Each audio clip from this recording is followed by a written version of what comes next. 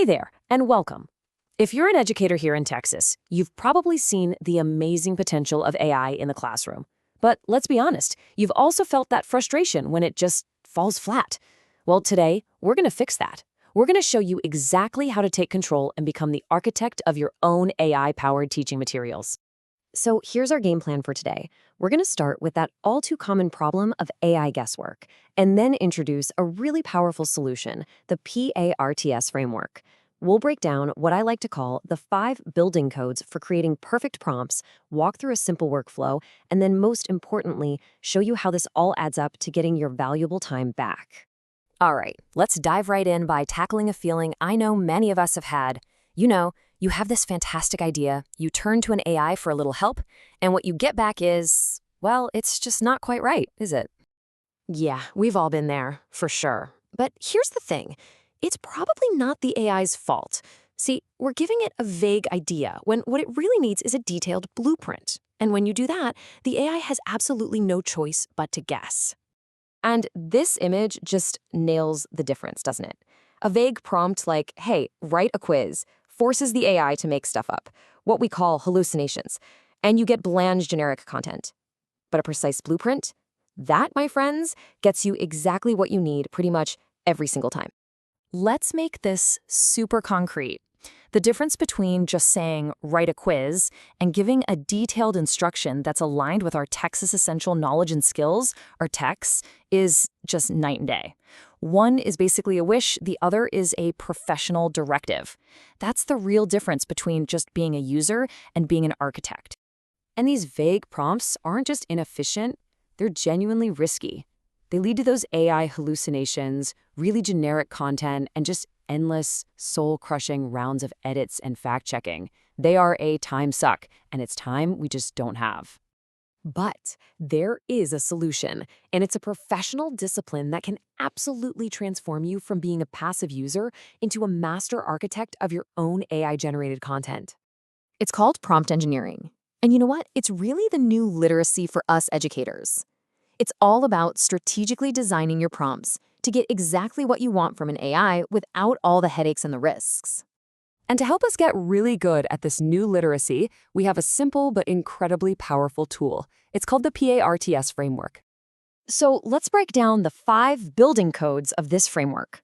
I want you to think of each one as a critical component that ensures every single piece of content the AI makes is accurate, relevant, and totally ready for your classroom.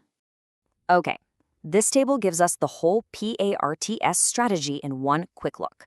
We've got persona, audience, requirements, task, and structure. Now, let's dig into what each of these really means. First up, P is for persona. This is where you tell the AI who you want it to be.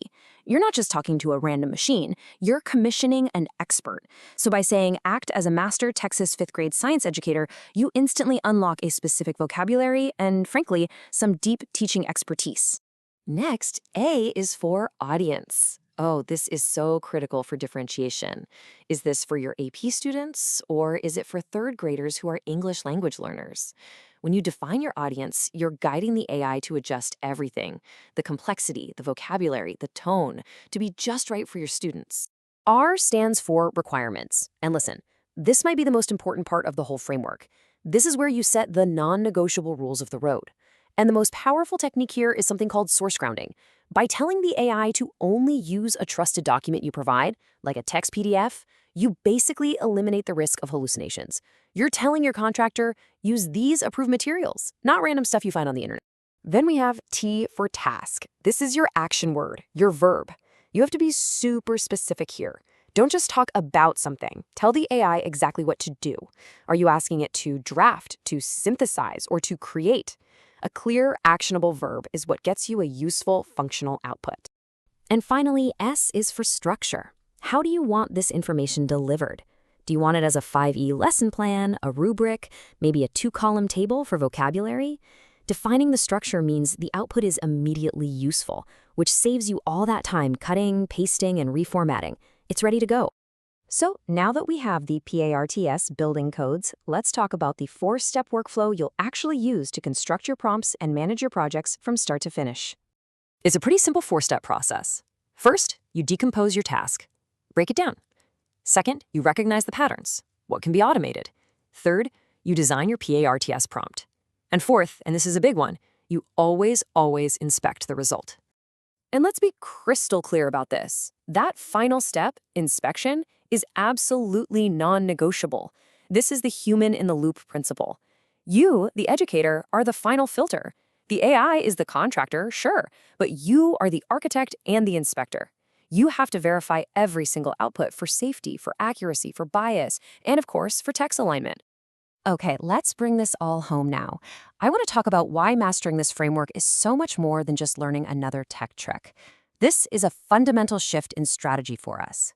This is really about moving from being a passive consumer of software to becoming a strategic architect of your own time. This is not about working harder or longer. No way. It's about designing smarter shortcuts for all those repetitive, time-consuming tasks so that you can reinvest your energy where it actually matters, in building those human relationships with your students. The P.A.R.T.S. framework really is more than just a technique. I love this quote. It's a strategic intervention, and it's designed to help you reclaim your time, your energy, and your human potential. So, you now have the blueprint. You've got the building codes. You are the architect. The only question left is, what are you going to build? How are you going to use all of that time you reclaim to do the most important job of all, unearthing the unique genius of every single student in your care?